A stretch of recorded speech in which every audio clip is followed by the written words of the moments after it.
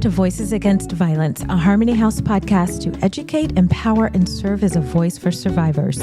We aim to shed light on crucial issues surrounding domestic violence, offer support, and inspire action for change.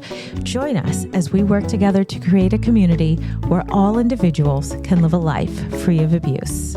Welcome to another episode of Voices Against Violence. I'm Charity Jordan-Rex, Prevention Program Manager for Harmony House. My name's Kirstyn Walker. I am the Assistant Executive Director of Harmony House. January is Stalking Awareness Month.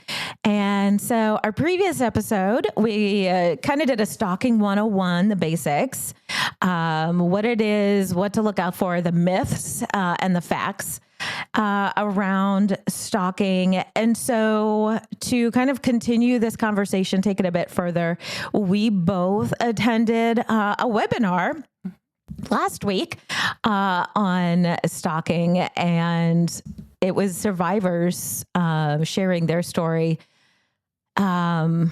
So here we are. So if you're just tuning in on this episode, afterwards, go back and listen to last week's episode and get the basics. We're doing a bit of a knowledge share out today. We hope that you were able to join SPARC's Stalking Survivors Speaks training. But if you weren't, we're here with the SPARC notes of it. So SPARC, get it, SPARC notes. Oh my gosh, that was cute. And planned. No. So SPARC stands for Stalking Prevention, Awareness, and Resource Center. It's a phenomenal organization with a lot of information and resource tools online that you can access if you are somebody who works with folks who may be experiencing stalking. Important to note that they're not involved in direct service. So they are not like a domestic violence shelter that you can call and speak with an advocate and do some safety planning, but they do have a lot of resources for folks who are doing the safety planning. Mm-hmm. I think if you want to know more about stalking, if you're working with any kind of population of folks that might be experiencing that, SPARC is like the central place, start there. Yeah. Because there are so many resources. So many tools. This training that we're going to go over was a free training that Charity and I were able to attend, where 3 panelists, survivors of stalking, spoke about their experiences. And just to give you some, a brief overview of who the panelists were, there was one survivor who was a therapist who had been stalked by a former client. There was a performer who had been stalked by someone who found her videos on social media. And there was a woman who had been stalked by someone who she went on a couple of dates with. And they shared about their experiences. And I just really jotted down some major themes that I recognized between all of their experiences and was hoping to talk about those today with you, Charity. I love that, Kirstyn. I love that you made notes. I was just so focused on listening. And when it was almost over, I was like, I probably should have taken some notes, but it'll all come back to me. I'm sure it will. Yeah. Well, one of the major themes that I wrote down was that the stalking escalated. All of these instances, folks were talking about how it started out. First of all, many of it started online. Much of it started online with messages or videos or folks following them in a digital way. And then it escalated to in person. And so one of my major takeaways was that stalking is progressive and it is persistent. Mm-hmm. We a lot of times talk about different types of abuse, and we talk about the importance of reaching out and getting help, because what we know about abuse is it tends to escalate over time. Mm-hmm. And so I thought it was interesting that stalking was presented in the same way, is that it tends to be progressive and persistent. I think if you remember that this is all about, for the perpetrator, this is all about power and control. Mm-hmm. That's at the center. I mean, that's the motivation. I think it makes sense that, of course, it's going to escalate and intensify because perpetrators are very persistent. Mm-hmm. So it's not like, I hit a roadblock here, I guess I'll move on. Right. So these things don't resolve on their own. Mm-hmm. Without some intervention, they are most likely going to intensify and escalate. Absolutely. And you mentioned, they don't resolve on their own. We're talking about years that folks years. I think that was the piece. I mean, they all had such different stories. Like you said, one was a therapist being stalked by one of his clients. One was just someone she had dated once or twice. Mm-hmm. how they met their perpetrators were all different, but there was such a commonality in the fact that all of them said that this went on for an incredibly long time, for years, and all even still dealing in some way, shape, or form with the aftermath, the repercussions of that, even years later, especially the therapist. And so I feel like stalking of all of the things that we talk about is almost, I don't want to say the worst, because I mean, they're all bad, but it's like, it's hard for other people to recognize. It can go on a long time. Well, the hard for other people to recognize, saying that is one of the other themes that I wrote down, was it is consistently minimized. And part of why I think it went on for years is because folks were waiting for something to happen. By folks, I mean people in authority, people who, you know, they were reporting their stalking, but really the kind of thematic answer or response was, until something happens, until one survivor said, until this blows up into something big, they can't do anything. One survivor I really appreciated gave the reminder, just as a reminder, stalking is a crime in all 50 states. So waiting for something to happen, something is happening. There is a crime being committed, but really kind of time and time again, the answer that they were told was, this doesn't amount to anything severe enough for us to do anything about it. That was the worst or most frustrating part of that whole webinar, of their conversation, because, you know, they were trying to do the right thing. They were logging it. They went to the authorities. And I think one of the survivors, you know, told them like, oh, you know, just go back home. Like, don't worry about it.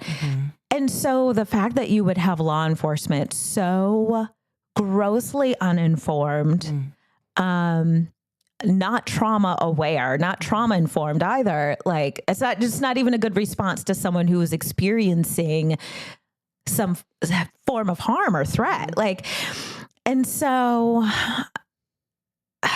that is, I mean, again, we've said this before. It's one of the reasons why survivors tend not to report, not to come forward, whether it's stalking, sexual violence, domestic violence, because if you happen to cross paths with that one officer who was uninformed. Yeah. And you know, it's so unfortunate because one of the consequences, unintended surely, but one of the consequences when we don't take stalking seriously, we don't take reports of stalking seriously, one of the survivors mentioned this, it makes it permissible, right?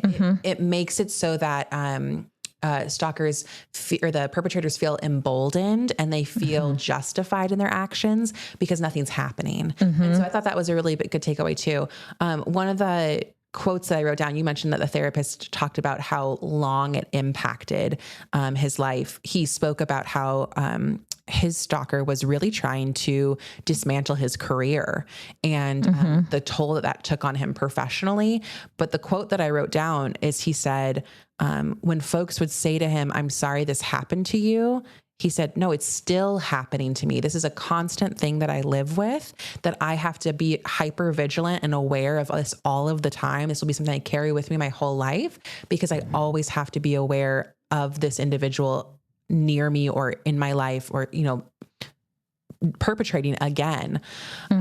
So I thought that was a really good perspective, that just speaks again to the persistence of stalking. I thought it was interesting too, that they all experienced kind of multiple forms. So in the last episode, we talked about kind of the 4 approaches that perpetrators use. So just to review those quickly: surveillance. So they're actually following you. They're keeping tabs on you in some way. Life invasion. And so we saw that, like the client trying to ruin the therapist's career. Interference, intimidation. And so that's the other aspect of this, which we've talked about with domestic violence as well. You're never just experiencing one form of harm, you know, like it's never just one thing. It's multiple things. It's that perpetrator using multiple approaches, kind of throwing everything at the wall. You were talking about how the response to law enforcement and the perpetrator. And I remember that one survivor saying that that her stalker was surveilling her. And so he would know when she was meeting with the police, and he would message her, oh, I saw you were, you're just at the police. And, and so that was the other piece. People say, well, why don't, you should report it. You should just do this, just do that. These folks all did all the right things. All the things that an advocate would tell them to do, and yet it still fell short of keeping them safe. Mm-hmm. We talked about the impact it has on the survivors when they're not believed or when it's minimized. I think that point was really just amplified for me in the panelist description.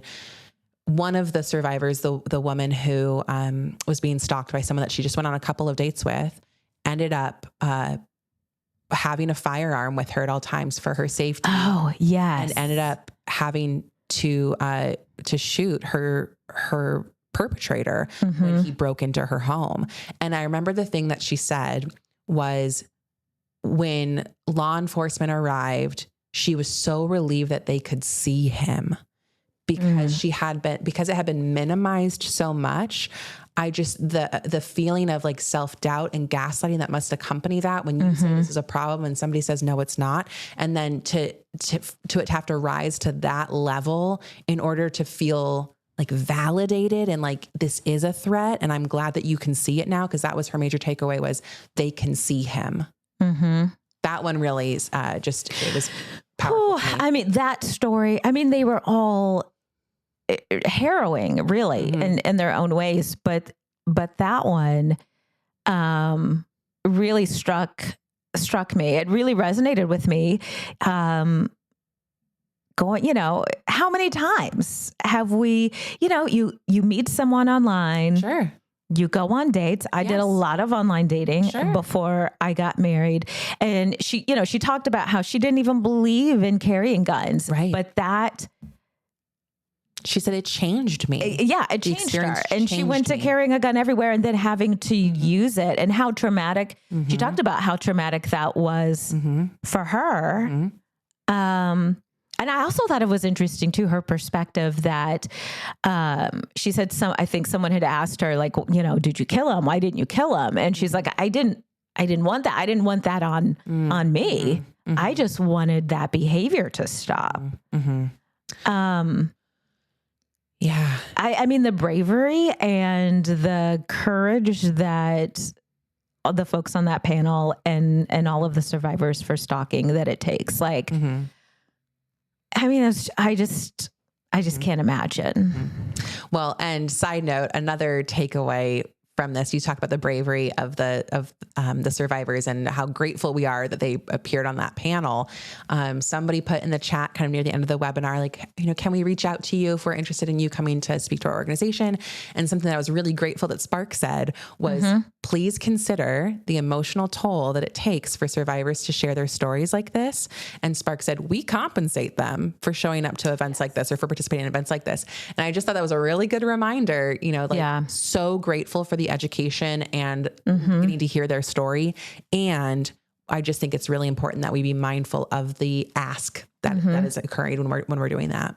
Well, and to circle back to a point you made earlier that it's still ongoing, they noted that they had to do some safety planning around those panelists even feeling safe to be on this live webinar, and taking the precautions to make sure that their stalkers weren't in the, so when you say we say this is ongoing, this is ongoing and probably something they'll have to deal with until those people, their stalkers, are dead.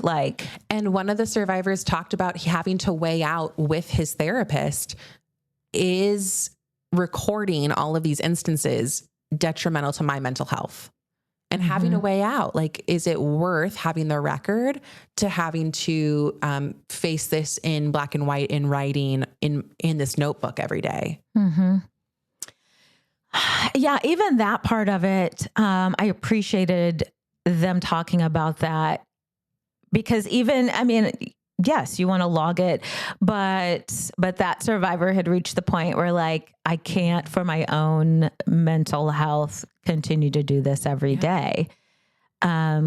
So you really, when you were experiencing that kind of harm, there's nowhere even really that you can go to get away from it. Like, and if yeah, go ahead. No, well, I was just going to say, we don't appreciate the toll that survivors of this and domestic and sexual violence are facing every day. If you're listening and you're curious about, we talked about logging, because that is one of the tools that they offered at SPARC, was keeping a record, keeping a log of instances of stalking. If you need help figuring out what that looks like, there are free examples of this on SPARC's website. So we can link that, I'm sure, in this podcast episode with a link to that resource. But they have a built template for those purposes. Yeah, they have a lot of tools. So the things that they are recommending, like, they've got the tools there for you to take advantage of. So what was your takeaway on, like, what do the rest of us do? The rest of us as direct service, victim service, helping professionals, the rest of us as everyday people. Okay. Well, there were a few call to actions in that webinar. I think that one of them was, when somebody is experiencing stalking, believe them, encourage them to reach out to resources like domestic violence hotlines. What one survivor put it this way, they said, assume I'm not safe. And I thought, wow, how much of a difference would that make in how we respond versus minimizing and taking something seriously? Assume I'm not safe when I tell you this is happening, remembering that they are the expert on their lives. And if they say that this is scary, or this is not normal, or this is, frightening in some way, to believe them that this isn't normal. This isn't something to brush off as a small thing. Stalking is a crime.